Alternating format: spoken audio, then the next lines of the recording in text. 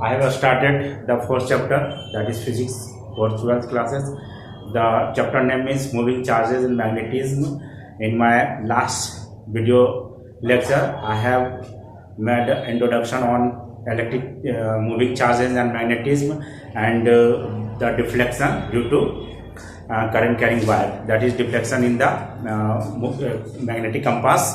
And when a magnetic compass is placed nearby current carrying wire, then it is observed that is it is observed by Hans Christian Ørsted in the year of 1820, and he investigated that and found that there is deflection, that is magnetic effect is produced in a current carrying wire. तो उसका हम लोगों ने देखा था कि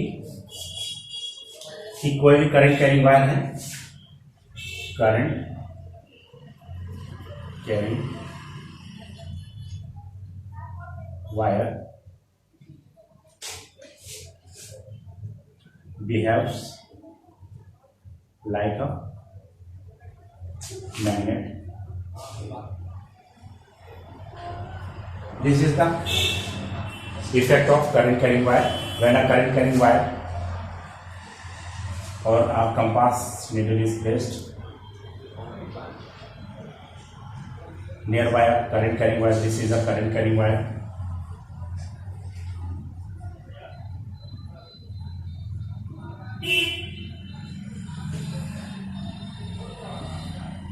Then there is deflection. This is the north pole and this is the south pole, and north pole deflect this way, that is there is deflection in the magnetic compass. This is magnetic compass.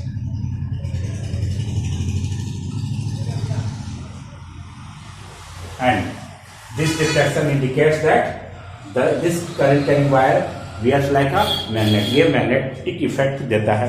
तो इस तरह से हम लोग देख सकते हैं कि Hans Christian Ørsted, who was a Danish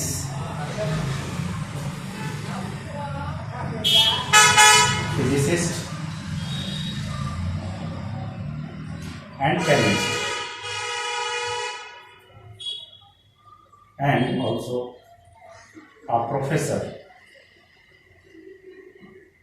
in Copenhagen.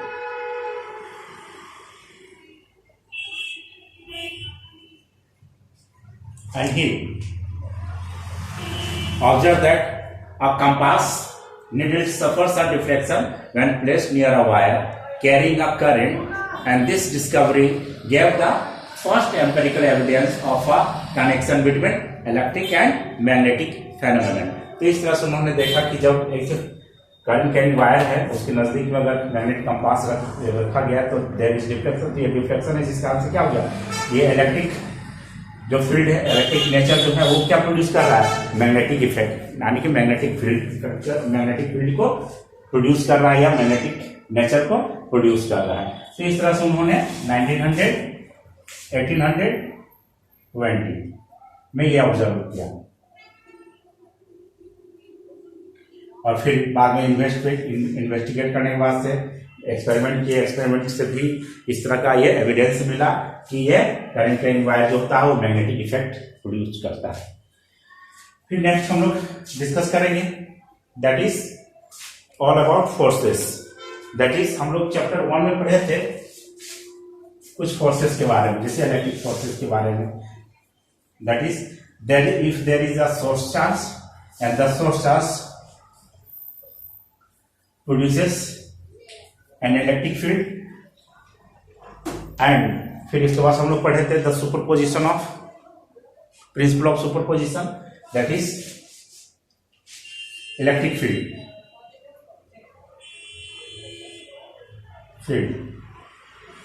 तो इलेक्ट्रिक फील्ड का सोर्स क्या, suppose this is a plus q, that is a source charge, this is a source charge. And due to this source charge at a distance r, say the position vector r, the electric field, that is E vector, electric field vector, and electric field vector with respect to r, and electric field vector suppose at point P is given by 1 by 4 pi epsilon naught q by r square, and along the direction of radius, this is the unit vector, and this unit vector indicates the direction of electric field. This is the direction of electric field. और ये 1 by 4 pi epsilon naught, that means ये क्या है, position dependent. Electric field is what, position dependence. That means जैसे हम लोग इस charge से दूर जाएंगे, electric field strength will decrease. That is a strength of electric field decreases. तो इनवर्स स्क्वायर का relationship, that is electric field जो है वो क्या है, इनवर्सली है स्क्वायर का. ये इनवर्स स्क्वायर का रिलेशन है. तो इलेक्ट्रिक फील्ड डिक्रीज करेगा, दैट इज पोजीशन डिपेंडेंट है. अब फिर let's consider if there is a point charge here, if there is a point charge plus q से प्लस q, देन फोर्स यहां लगेगा, इलेक्ट्रिक फोर्स, और इलेक्ट्रिक फोर्स इस type से अगर रिपल्सन होगा, that is this is plus charge, that is source charge, and if there is a small plus charge, then the force due to this charge, the source charge will apply exert a force on the small charge, that is the source charge q exerts a force on a small plus q charge,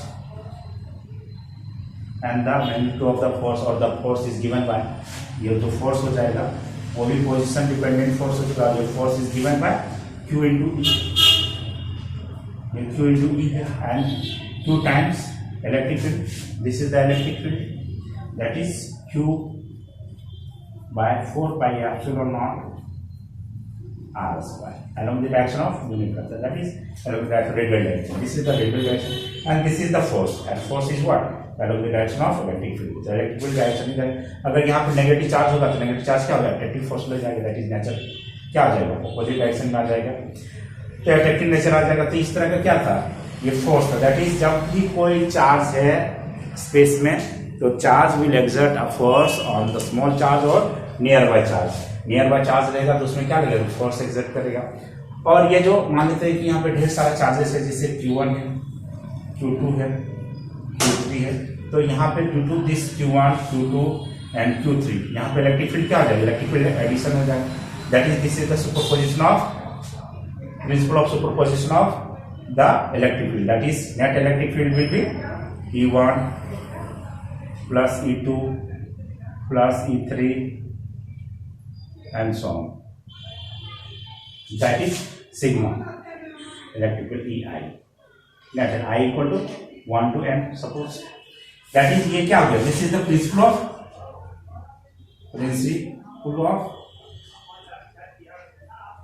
superposition of various charges of field due to various charges of electric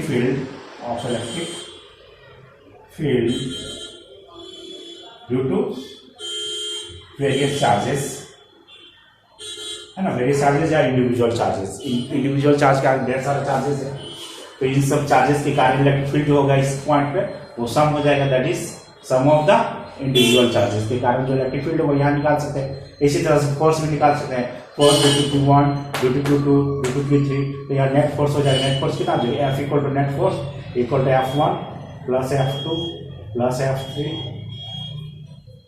तो ये net force आ जाएगा. तो इसी तरह से सम चलता चला जाएगा. तो ये क्या है, principle of superposition. That is according to the principle of superposition the vector addition of the electric field, the vector addition of the electric field of the individual electric field due to charges present, ये जो charges present है in the space, तो इन charges के कारण जो net electric field होगा वो क्या होगा, वेक्टर एडिशन होगा। तो वेक्टर एडिशन तो इलेक्ट्रिक फील्ड में होगा। इसी तरह से क्या होगा, मैग्नेटिक फील्ड होगा। तो मैग्नेटिक फील्ड भी क्या करता है, मैग्नेटिक फील्ड जो पोजीशन होता है, तो हम लोग नेक्स्ट देखेंगे मैग्नेटिक फील्ड के बारे में। तो ये चैप्टर 1 से रिलेटेड कुछ कॉन्सेप्ट था जो मैग्नेटिक फील्ड से रिलेटेड है, मैग्नेटिक फील्ड के साथ सिमिलर है।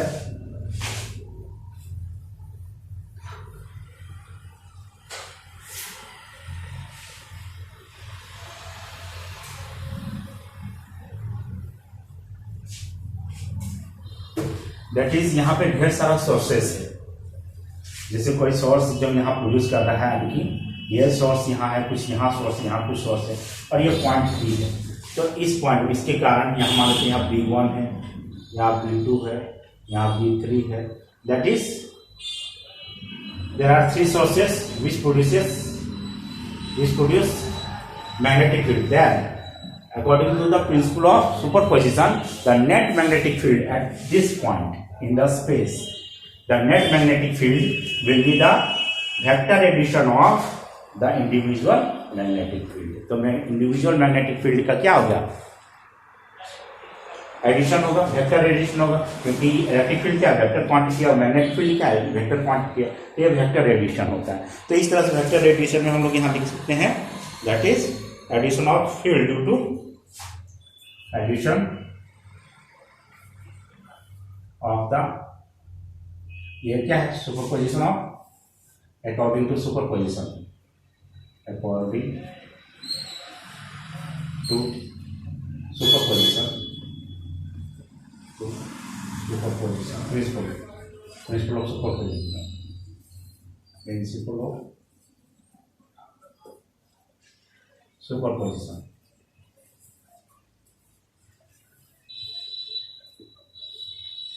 Addition of the magnetic field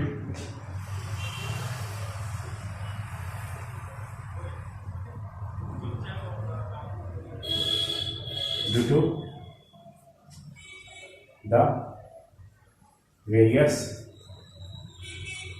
sources.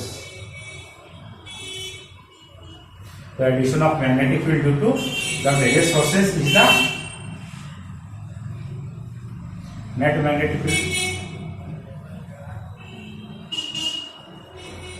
field at that point,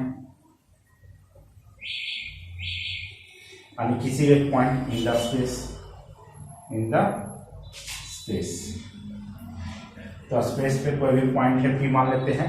तो इस पॉइंट पे net magnetic field due to the 3 sources, that is the source produces, this first source produces magnetic field B1, B2 and B3.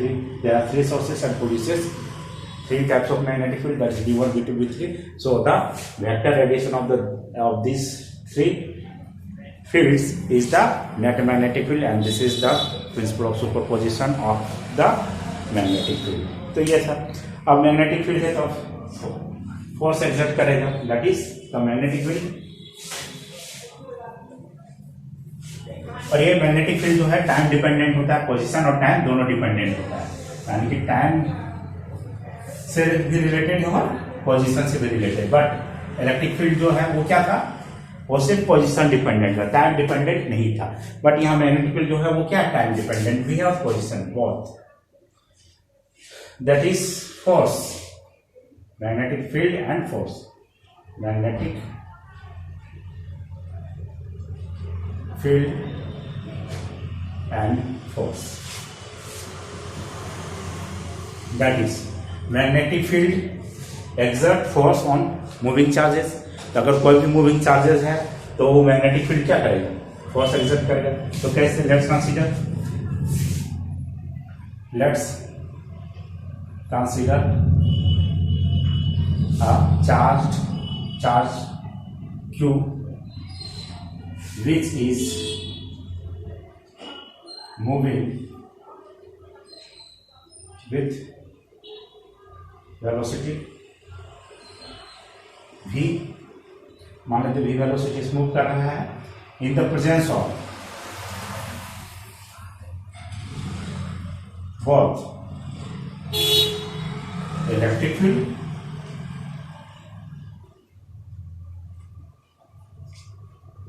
ER position dependent and magnetic field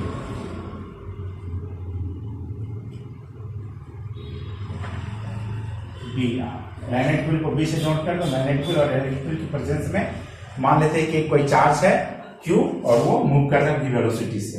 तो ये कैसे consider करें? तो इसमें force के साथ होगा। फोर्स यहाँ पे क्या होगा कि जब अगर मान लीजिए ये डायरेक्शन है इलेक्ट्रिक फील्ड का, if this is the direction of electric field और यहाँ पे कोई चार्ज है Q, तो इस पे फोर्स लगेगा किस डायरेक्शन? इस डायरेक्शन फोर्स लगेगा F and this force Q into क्या होगा? इलेक्ट्रिक फील्ड ये हो जाएगा। और वो डायरेक्शन क्या होगा? अगर ये पॉजिटिव चार्ज है तो इलेक्ट्रिक फील्ड एंड फोर्स उसी डायरेक्शन में along the direction of electric field लगेगा। अब मान लेते हैं यहाँ पे मैग्नेटिक फील्ड है और ये v वेलोसिटी से मूव करेगा, v वेलोसिटी से मूव कर रहा है और यहाँ पे मैग्नेटिक फील्ड है।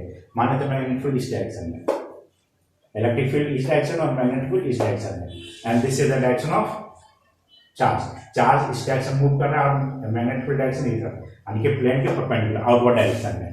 सपोज b जो है परपेंडिकुलर यानी कि डॉट यहाँ पे magnetic field, this is the magnetic field. तो यहाँ क्या आ जाएगा? ये फोर्स लगेगा, that is this is direction of v and this is direction of p, that is v cross b will give the direction of force. तो ये direction of force हो जाएगी इस डायरेक्शन में।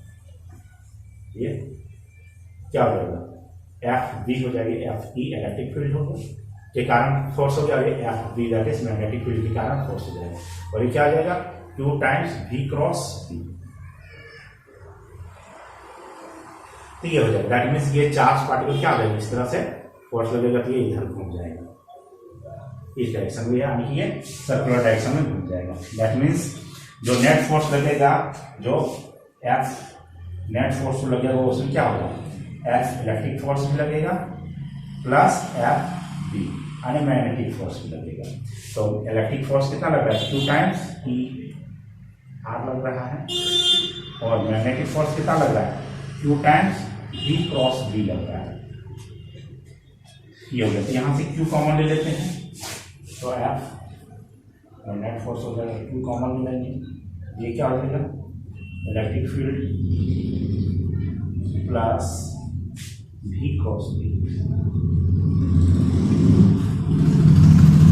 ये जो फोर्स है इसी फोर्स को बोलते हैं, this is called the Lawrence force. Lawrence force इसी को लॉरेंस फोर्स बोलते हैं। जो कोई भी चार्ज बॉडी है और मूव कर रहा है किसी वेलोसिटी के साथ तो उसमें फोर्स लगेगा, मैग्नेटिक फोर्स लगेगा और इलेक्ट्रिक फोर्स और मैग्नेटिक फोर्स ये दोनों का कॉम्बिनेशन को क्या बोलते हैं? लॉरेंस फोर्स बोलते हैं। तो इस तरह से हम लोग लॉरेंस फोर्स, तो यहाँ पे वेक्टर प्रोडक्ट है that is v cross b। तो v क्रॉस b ये डायरेक्शन होता है, v का डायरेक्शन जैसे मान लीजिए इस तरह डायरेक्शन में है और b का डायरेक्शन अगर इस तरह से है, this is direction of v, this direction v। तो ये क्या v से क्रॉस करेंगे, v से कर्ल करेंगे v टू b, तो the thumb indicate inward direction यानी फोर्स किधर हो जाएगा? फोर्स इसमें लगेगा क्रॉस इनवर्ड डायरेक्शन में लगेगा, this is direction of force. और मान लीजिए इस तरह का है, कोई भी चार्ज बॉडी है, suppose this is direction of v and this is direction of b। यहाँ पे कोई चार्ज है, मान लेते हैं प्लस Q चार्ज है और प्लस Q चार्ज किधर मूव कर रहा है? इस डायरेक्शन मूव कर रहा है। एंगल मान लेते हैं थीटा, यहाँ पे थीटा दोनों के बीच में 90 डिग्री भी हो सकता है, बट एक्यूट एंगल कंसीडर कर लेते हैं। This is the direction of velocity, charge particle इधर मूव कर रहा है और मैग्नेटिक फील्ड इस डायरेक्शन में, this is the direction of velocity and magnetic field का डायरेक्शन इधर है। तो इसमें फोर्स लगेगा, तो इधर कर्ल करेंगे, दिस इज v से b जाएंगे क्योंकि v क्रॉस b है, तो v to b, v cross b। The thumb indicate what? The thumb indicate the direction of force, this is the direction of force. तो ये direction of force हो जाएगा। तो डायरेक्शन ऑफ फोर्स क्या? Upward direction हो जाएगा। अगर ये नेगेटिव चार्ज अगर हो जाता है, अगर यहाँ पे नहीं हो जाता, इस तरह से कंसीडर करेंगे, suppose this is minus Q and this is direction of velocity of the charged particle, and this is direction of B, magnetic field। ये चार्ज इधर मूव कर रहा है, नेगेटिव चार्ज, और ये क्या है, मैग्नेटिक फील्ड है।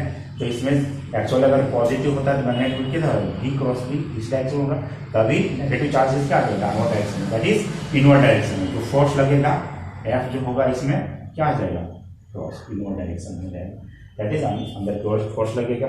और ये प्लस चार्ज होगा तो क्या होगा, force outward direction, because the vector product V cross B indicated towards the direction, outward direction of the plane of the board, board के आउटवर्ड डायरेक्शन में। और नेगेटिव चार्ज होगा तो बोर्ड के इनवर्ड डायरेक्शन में यहाँ पे आ जाएगा, और that is into the plane, into the plane, and इसमें आ जाएगा out of the plane, out of the.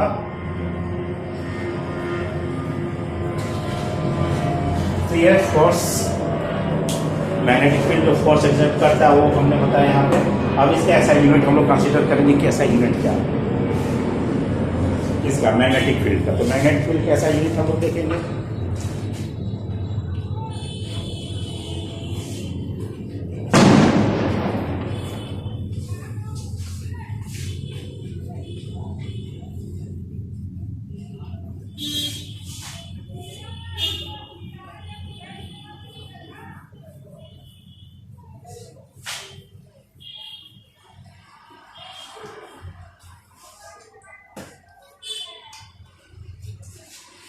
that is from Lorentz force, Lorentz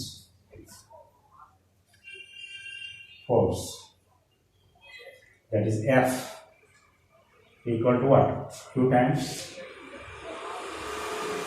E R plus V cross B, that means that is magnetic force FB is what, Q times V cross B। अगर V और B एक दूसरे के perpendicular हो जाए, मान लेते हैं suppose this is V and this is B and both are at right angle, then ये क्या आ जाएगा, Q V sin 90, and sin 90 is what, magnitude अगर कंसिडर हम करें यहाँ पे, इसका मैग्नीट्यूड हो जाएगा, तो sin 90 is what, 1, that is Q times V हो जाएगा। That means B is equal to what, B is equal to F, यानी कि एक तरह का फोर्स, और Q times V। सो ऐसा यूनिट विल बी, फोर्स का ऐसा यूनिट क्या आ जाएगा, न्यूटन,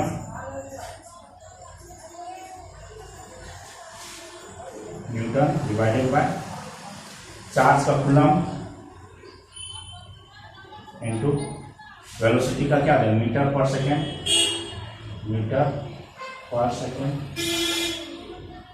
ये सेकेंड न्यूमरेटर में चला जाएगा, then it becomes newton second divided by coulomb metre, and this is equal to 1 tesla, Tesla, 1 Tesla, and this unit is in honor of Nikola Tesla, a physicist। तो 1 Tesla, and also ये क्या है, ऐसा unit हो जाएगा, ऐसा unit of magnetic field, ऐसा unit of magnetic field, and कुछ और unit that is smaller unit, a smaller unit of V, और यह स्मॉलर यूनिट ऑफ V जो है नॉन एसआई, यानी एसआई यूनिट नहीं देगी। और ये क्या है, 1 गॉस। तो 1 गॉस कितना होता है, 1 gauss equal to 10 to the power -4 tesla, 1 gauss equal to इतना टेस्ला होता है। अब ये अर्थ है, अर्थ का मैग्नेटिक फील्ड, अर्थ का मैग्नेटिक फील्ड जो होता है, अर्थ का मैग्नेटिक फील्ड BE, तो अर्थ का मैग्नेटिक फील्ड BE जो होता है वो कितना होता है, 3.6 into 10 power -5, 3.6 into 10 power 6 10 power -5 Tesla. This is the Earth magnetic field. So this all about the magnetic field and the force exerted by magnetic field and the magnetic field, how magnetic field is produced. इसके पहले हम लोगों ने discuss किया था chapter 1 से related electric field and electric field के कारण जो फोर्स लग रहा था, जो फोर्स एग्जर्ट हो रहा था सोर्स चार्ज के कारण ऑन स्मॉल चार्जेस, वो चीज़ हम लोग निकाले थे। तो इसमें से हम मैग्नेटिक फील्ड और ये लॉरेंस फोर्स हम लोगों ने यहाँ डिस्कस किया। तो इस तरह से अगर कोई इलेक्ट्रॉन प्रोटॉन है, अगर इलेक्ट्रॉन अगर मूव कर रहा है, लेट्स कंसीडर कि अगर एक इलेक्ट्रॉन है या प्रोटॉन है and this proton is placed in an electric field, external electric field, then this proton will be accelerated and the force on proton is E times E. This is and जो force हो जाएगा तो accelerate करेगा। तो इस तरह से accelerate करेगा तो कोई डिस्टेंस होगा तो वो डिस्टेंस हम फाइंड आउट कर सकते हैं, या कोई टाइम हो तो वो टाइम फाइंड आउट कर सकते हैं, या फिर ये इस वेलोसिटी के साथ जाएगा तो ये इलेक्ट्रॉन क्या करेगा, सर्कुलर डायरेक्शन में मूव कर सकता है। तो ये क्या होगा, this is direction of force, this is direction of force, this is direction, ये क्या होगा velocity, this is direction velocity, this is direction velocity, this is direction velocity. एक इनवर्ड डायरेक्शन में फोर्स हमेशा लगता है और इसी फोर्स को हम लोग क्या बोलते हैं, सेंटीमीटर फोर्स।